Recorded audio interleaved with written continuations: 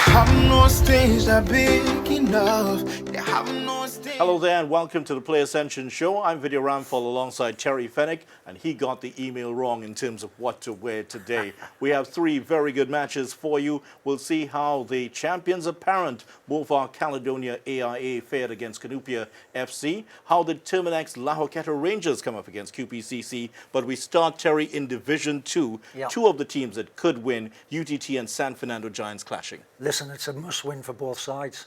And with two of the old boys, Clayton Morris and Brian Williams, contesting again, they must have done this over the years, Vidya. I'm really looking forward to this one. The battle of the ex-strike squad men. Let's see how it went. It is, of course, San Fernando Giants against UTT. UTT take on title rivals San Fernando Giants at the Omera campus, and those two teams involved in a three-way battle with Deportivo Point Fortin for the Division II title of the Ascension Invitational Football League. UTT, the home team, they're going without Ciceran, Castellano, Bartholomew and Connell. They all surprisingly start on the bench. As for San Fernando Giants, they are without Johannes Richardson and Kerville Jeremiah. Top scorer Curlin Can has a knock, and he is involved in a limited way. UTT on the attack here, looking for an opening early in this encounter. First half action, and that's easily saved by the keeper. And here we go again. James looking for the pass, and that's a wonderful pass back, and it's slotted in from the middle of the park by Stevon Stout, the 36-year-old who hit the post in the second minute, has scored the first one here. Brian Williams looks on with some concern. Here's the free kick. Comes back. Crossed in at this time, looking for Connell on the back post, and off the post he puts it in. That is 2-0, and UTT are off and running here in the second half. 59th minute, 2-0 ahead. More opportunities for UTT down the right side. Connell involved in the middle, but that's a free kick, and Shane Benny, I'm sure, will step up for this one. Here he is, and Connell is there again. The keeper came and missed it, and Connell gets his second. That is 3-0, and 3 goals is as many as San Fernando Giants have conceded in their last 8 games. Lovely pass, and he's looking for the run here, finds Nesbitt, and he puts it away, slots it in very well for the pass by Shane Benny. That is 4-0, and it's turning out to be a rout here. Long punt forward. The play available, and that is a good run by Warren Chase. Lifts it over the keeper, and that is 5. Stefan Berkeley could do nothing about that, and it's 5 for UTT. They're on the attack here again. Glenn to Ciceran, and there is Bartholomew. The second half substitute turns up at the far post and slots it in. Minute 84, and they have hit San Fernando Giants for 6. There could be more here. In the center again is Bartholomew, and that is goal number 7. Kevon Connell this time passing, and 7-0. UTT take down their rival San Fernando Giants and put themselves now in a great position to go on to win the inaugural title of the Ascension Invitational Football League.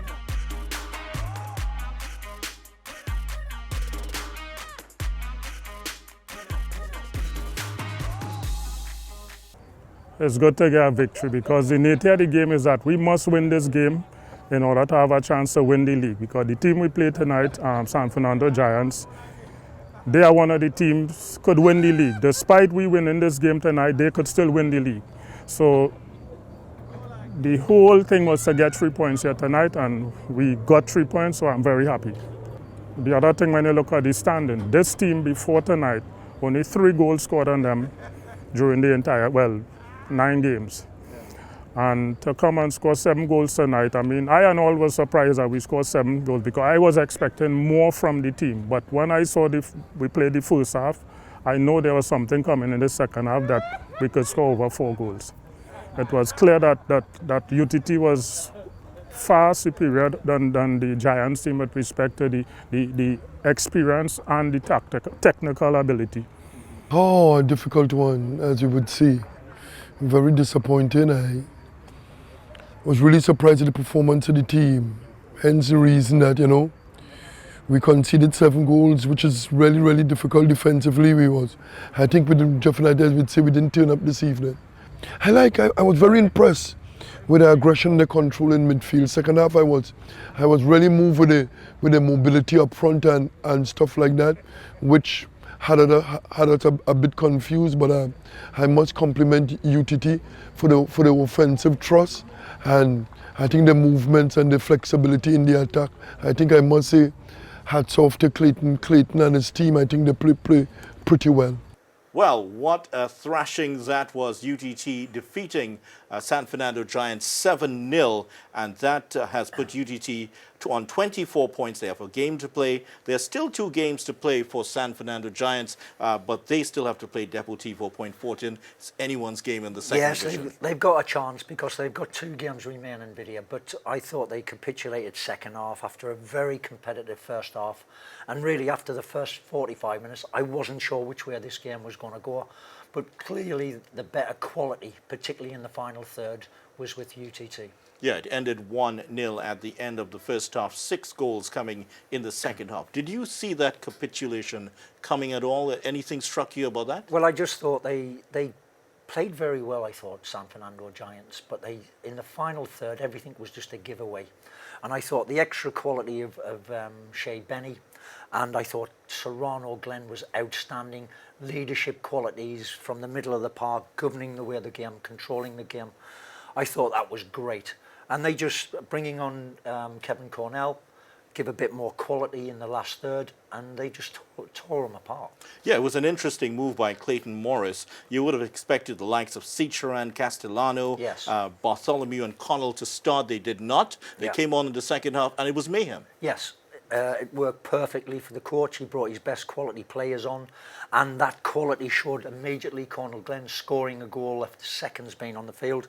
And they just, from there, I thought San Fernando Giants trying to chase the game, give everything away, and the counter-attacks kept on coming, and my God, 7-0 at the end is incredible. Yeah, it was a really embarrassing scoreline when you consider the Giants had conceded only 3 goals in their 8 games before that.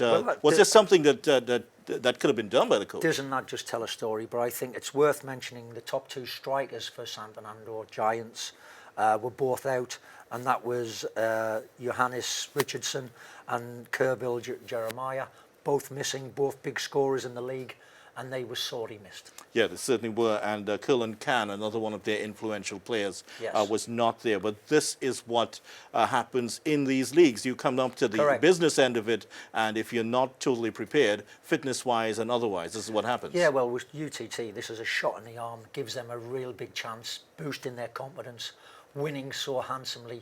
I expect them to go on and do well in the last games of the competition. What about Giants and their chances of winning this competition? They still have 2 games. They do have Deportivo Point Fortin still to come. Can they pick themselves up? Well, they're playing all the top clubs, so it's in their hands. They've got to perform better than they've done this time. Second half performance, they lost all of their shape, and I actually thought, Vidya, in the first 45 minutes, they had a better shape around their team. But that final third, that final pass, that final shot cross wasn't the quality that they need, and I thought that's where they fell short. Well, I like the interaction between the coaches, because these 2 guys played under the same strike squad team back in 1989 in that famous game, November the 19th. Clayton Morris, of course, the centre-back, Brian Williams, of course, the right-back, and this was very interesting to see. Yeah, 2 lovely fellas. I think they've been great for the game. They've done great jobs across the board, development with young men that have come through and done excellent for national sides. 2 good fellas, but obviously you've got your top man coming out, Clayton Morris, tonight. Clayton Morris, Brian Williams, certainly great for the game. There was also a youngster in this game who was outstanding. That's Shea Benny, the 19-year-old who played for St. Anthony's College. He was off on a trial in Portugal, I understand, recently. What do you think about him? Listen, what a talent. This guy's got everything. He might not be the big monster physically, but his poise on the ball, his quality, his clinical passing, he gets into them pockets of space, Vidya. This is a kid at 19, and believe me, kids of that age are not getting the chance in Trinidad and Tobago to get through to the national sides. And I think this guy could go a long way because he offers so much for his team. Yeah, like Ian Bishop, remember the name, Shea Benny. Shea Benny. Look out for him. Well, so 7-0, UTT, massive win over San Fernando Giants, and they are still in the battle for the top spot with Deportivo Point Fortin. Coming up in a little bit, we'll find out how Terminex La Joqueta Rangers fared against QPCC in that game, and we'll also have a quick word from our sponsor before we get to that. Pest control is a pain, but you don't have to go it alone. If you're a business that needs someone who will fix your problems point blank, go with the brand that's tested. Go with Terminex. Born almost a century ago in Memphis, Tennessee, Terminex International's mission has been to spread its innovations across the world through its integrated pest and termite management system, reducing the infestation of pests and vermin. Our Trinidad franchise neutralizes the threat of tropical insects and ensures that companies, from food production to hospitality, protect their investment and get the maximum value from our relationship. And we've been doing it well for over 20 years. Termites and pests are relentless, but they're no match for Terminex. Contact us today for a free consultation and quote, and let's introduce you to convenience. Protect your premises today. Choose a service provider that persists. Talk to Terminex. Pests bothering you? Call Terminex at 672-5007 or 672-0042 or visit our website at terminex.co.tt for a free quote and consultation. Join our fight against pests. Welcome back to the Play Ascension show. Terminex La Joqueta Rangers, after they're pulling some blanks against Pro League teams, just 2 points in 3 matches against Pro League teams, would have been happy to see a Super League team. Finally, they came up against QPCC on Wednesday, and Terry, they certainly needed the points to at least try to finish in the top 3. Absolutely. This is a club that have been winning off the field. They've done some great things behind the scenes. The community they've engaged, it's been fantastic. What a great story. But they really need to start winning games, Vidya, and I think for me, this is a good opportunity for them to get 3 points on the scoreboard. And QPCC had lost their last 2 games against Pro League clubs, so it should be easy. Yes, well, they've been very defensive, I think, QPCC. They've not really come through. They've not had the players, the quality that we've seen in recent seasons. And a backstory, they didn't even want to play in the first division, but let's see how they fared against the team from La Joqueta, that's Terminex La Joqueta Rangers. Terminex La Joqueta Rangers host QPCC at their stadium in Phase 2. They spent over $5.3 million to rehabilitate the stadium. Rangers are coming off a 2-0 loss to Caledonia AIA, while QPCC have not lost to a Super League team. Rangers welcome back Ross Russell Jr., who was off on international duty last week, while QPCC will have their top striker Devon Modest, but can he change the fortunes of their club in this game against a very tough Rangers team? Early chance here, good long ball. This is cut back, goes towards Hackshaw, and he puts it wide. Should have scored that, should have been the opening goal. Well, there's a fortunate ricochet, and it finds the foot of a Rangers player. They should score here. The keeper's done well to push them wide. Score stays goalless. Rangers fans out in their numbers once again for this one. QPCC on the attack here. Raphael looking for the run of Mitchell. He can find him. Can he get the shot in here? Gets the cross in. Well defended by Rangers, but wait a minute. Almost put it into his own net off the foot of the attacker. QPCC on the attack. Modest is getting under this one. Oh, he should have scored. Put it wide of the mark. Well, did that hit the arm there? The referee has signaled penalty, and this is why came off the arm of Peters and cleared off the line. So there is a penalty late in the first half, and Javon Morris has put it away. That is 1-0 for Terminex La Joqueta Rangers. They go into the half leading 1-0. All Rangers in the second half as they go on the attack here. Here's Delise, and that is a brilliant save by Dick in goal for QPCC. Another header. And another great save by Dick. And once again, it is the right foot of Delise that was threatening to bulge the onion bag. But what a save by Dick to knock that one over. And certainly the crowd appreciated that one. Rangers here, picking up the loose ball. And Delise, at the third attempt, he gets the second goal. 2-0 to Rangers. And Delise has put that one away. Rangers here looking for a third goal, and that should have been it. Headed wide of the mark there. And Dave Quam and his men should have been 3-0 ahead.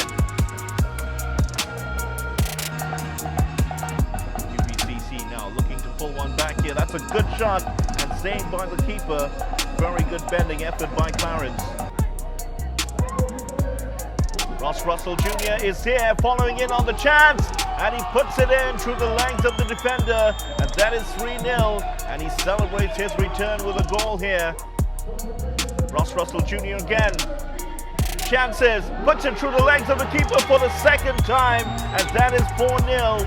His return from international duty, marked by 2 goals here. And Terminex Lahoketa Rangers run out 4-0 winners. Their hopes of making it to at least third place in the competition stay alive. Very intense game. Queen's Park very organized. We try to do the right thing tonight. Bounce back. We bounce back from the 2-0 loss last game. We took a while to break down Queen's Park. They were very organized tonight, and that was about it for the first half. It's a work in progress, still trying. So it's a new team, so we're still trying to keep the focus. Tough game. Again, the golfing class and fitness, especially fitness between the Pro League teams and the semi-pro teams, showing through in this competition. Tactically, we knew what Lahoketa Rangers were going to do. They did exactly that. And I think it's just a matter of the fitness of the players at that point in time. They had to work a lot. We also coming off of a tough game against Guaya where we only had 13 players. So, you know, I thought it was a very tough game for the guys. I don't think 4-0 is a true reflection of the score because I thought that we created enough chances second half that we should have gotten back into the game at some point in time, but unfortunately, luck didn't run with us on either end of the field. So Terminex Lahoketa Rangers defeating QPCC 4-0. In many ways, it's a predictable scoreline for them. Can they now go on to clinch third place? I don't think so, Vidya. I think they've struggled like hell against the Pro League sides. And with their last game of the season being Jablete under Keith Jeffrey, I think that'll be a tough game for them. It certainly will be. And for QPCC, perhaps they should have played in the second division? Yeah, back to the drawing board. They should have been in the second division because they've not competed at all in this top division. All right. Well, coming up, we have one more game to show you, and that is, of course, Movar Caledonia AIA coming up against Canupia. That's a big clash, and it could be decisive for the top spot. But that comes up after a word from our sponsor.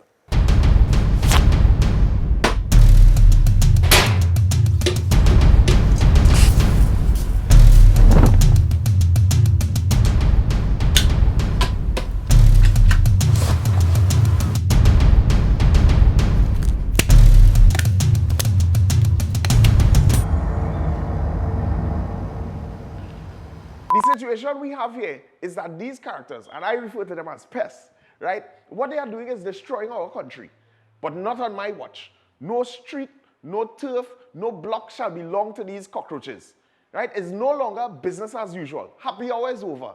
If they don't fear God, at least they will fear Terminex. Have you considered how your methods could impact on pests across the country? I find we look after the rights of pests as opposed to the rights of the 1.3 million law-abiding citizens in Trinidad and Tobago. I wonder if Roach Ladden's son come here for a carnival if you'll interview him, eh? But how could you defend one shot, one kill? What? You want me to throw a pillow at him? I didn't say that. No, well, if a roach jumps in front of you now, what will you do? Run. Oh, Jesus, Lord Father. Pests bothering you? Call Terminix at 672-5007 or 672-0042 or visit our website at terminix.co.tt for a free quote and consultation. Join our fight against pests. Welcome back. Well, Mova Caledonia AIA, their march towards the title, and the next step for them was coming up against Canoopia. They've won 8 matches in a row. Yep. Canoopia are a spiky team, a difficult one to face. What do you expect here? Yeah, Canoopia are not easy, and this is a side that will dig their heels in. And Michael Defoe, the coach there, very charming, nice fella. I think he will be putting everything in to get the right result against Cali today. Yeah, and when you think about it, there's also Woodley, the top scorer in the league. They have to contend with him. Can they hang on to it? Yeah. Well, we'll see how that plays out. It is Canoopia. They're coming up against Mova Caledonia AIA, who, as I mentioned, are on an 8-game winning streak. Mova Caledonia AIA have won their last 8 straight games, and they are in pole position to win the Ascension Invitational Football League. Tough opponents in Canoopia FC. Caledonia beat Terminix Lahoketa Rangers 2-0 in their last game, and Canoopia will be a tough task really for them, with Kevon Woodley leading the attack, which includes the dangerous Hakeem Legal. As for Caledonia, they have Ronaldo Francois leading the attack, Johnny Noriega Brito, the Venezuelan, just behind him. They formed a dangerous partnership. Caledonia in the light blue outfits, and that was a shot there from Canoopia forward, and they're of course to the rhythm of the Santa Cruz All-Star Rhythm section. Well, he didn't get the ball, but he's decimated the corner flag. Play still continues here. Now the officials have decided to stop matters.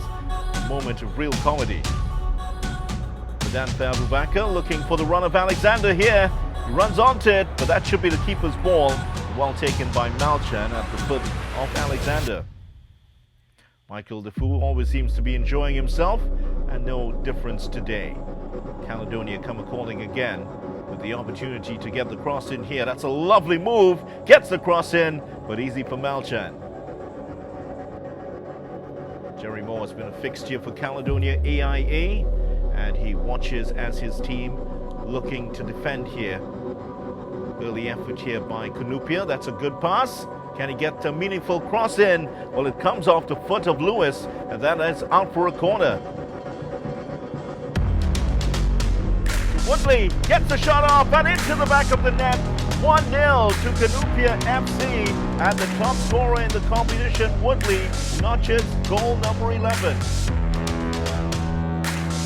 They're running out of ideas early here, Caledonia AIA, and that is another indication of what is going on in their lineup. Can he get the shot off here? He does, and that is deflected wide.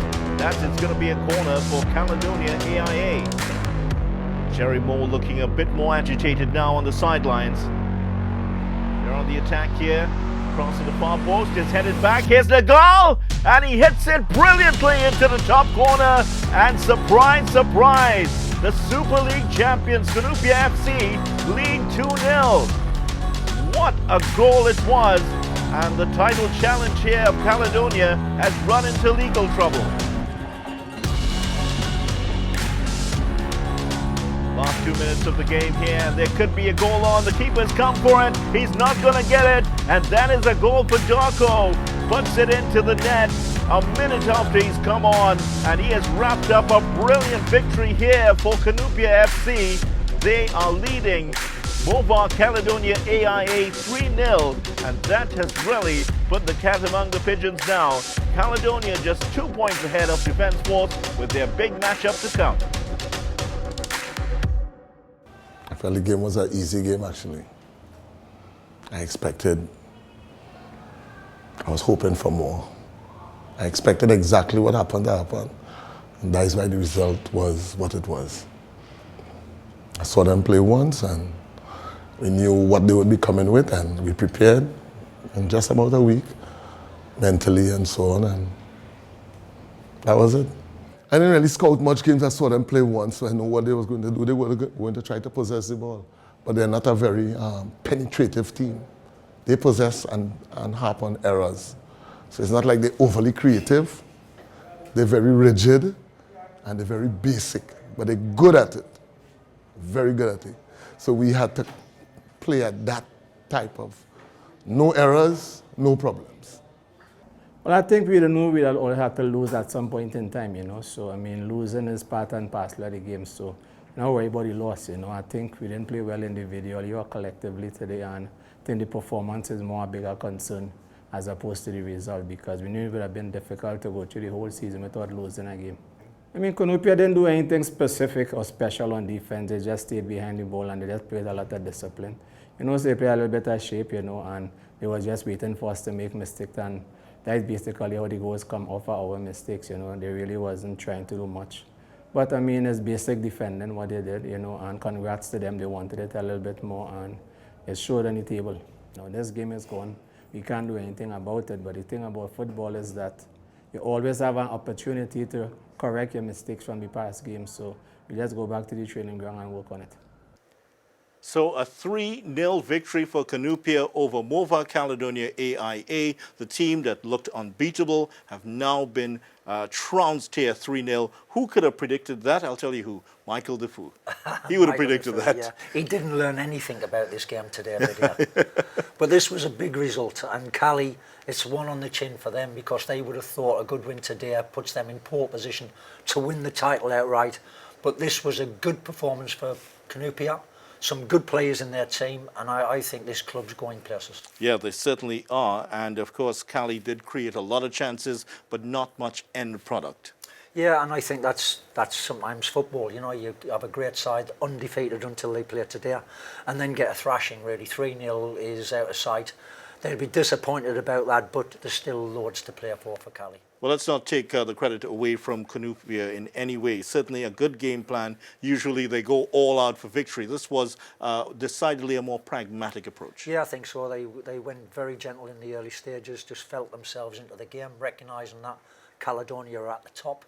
But once they got over that hurdle, got over the first 15, 20 minutes, I thought they then came very strong. They looked like a good side. Right, so how does this leave the league now? It's Caledonia against Defence Force, a straight shootout pretty much for the title. A straight shootout, absolutely. What a game that is, and this has been great. The Ascension tournament has been fantastic, and we've ended up with what we wanted, a top game right at the end of the season when everything's on it. Now, here's an interesting thing about the league itself. The winner of the second division gets $100,000. Yes. That's more than the team finishing third in the first division. Absolutely. This is a great incentive for them teams in the second division video. And this is what I think it should be all about.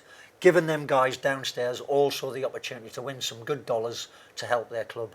I think the organisers of the tournament have done a brilliant job, and I think the wage structure that they've had, the prize money has been excellent across the board.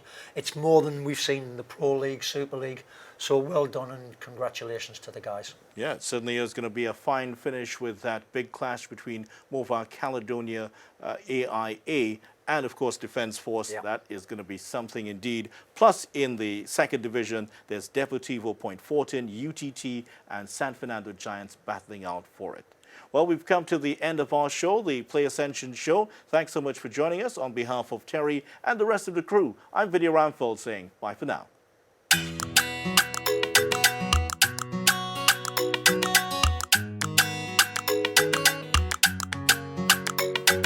I met this girl, she had so much vibes. Used to wind down low from carnival time. Have my eyes on her as my lovely bride, but my eyes was lies cause they love the fight. Could I take she